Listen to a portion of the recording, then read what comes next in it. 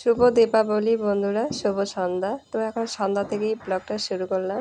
তো সবাই কেমন আছো? আশা করি সকলেই ভালো আছো। সবাই ভালো থেকো, সুস্থ থেকো। তো আজকে হচ্ছে কালী পুজো।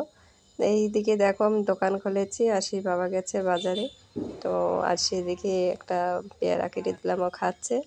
এখন যাব বাড়িতে। চলে এলাম বাড়িতে এসেই দেখো আমি শাড়ি পরে নিয়েছি, কারণ আশিকে নিয়ে যাব। পাশেই পুজো হবে, ওখানে একটু মণ্ডপে ফল টল দিতে যাব।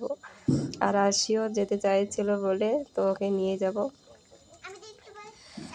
তো যেহেতু ঠাকুরের এখানে যাব, তাই শাড়িটা পরে নিয়েছি। আর এখনই দোকান থেকে বাড়িতে এসেই তৈরি হয়ে গেলাম, কারণ সারাটা দিন দোকানে ছিলাম। ওর বাবা তো বাজারে গেছিলো, তোমরা জানো। আর বাড়িতে এসেই মোম টোম জ্বালিয়ে নিয়েছি।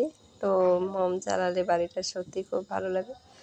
তো প্রতি বছরই লাইটিং হয়, কিন্তু এবার মানে এমন অবস্থা হয়েছে লাইটিং করার সময় হয়নি।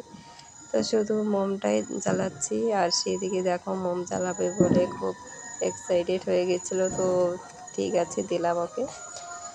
আর প্রতি বছর লাইটিংটা হয় কারণ আশি বাবার সময় পায়। এবার আমরা দুজন থেকে কেউই সময় পাচ্ছি না, আমি দোকানে ও বাজারে, যার জন্য হয়নি। চলে এসেছি শনি মন্দিরে।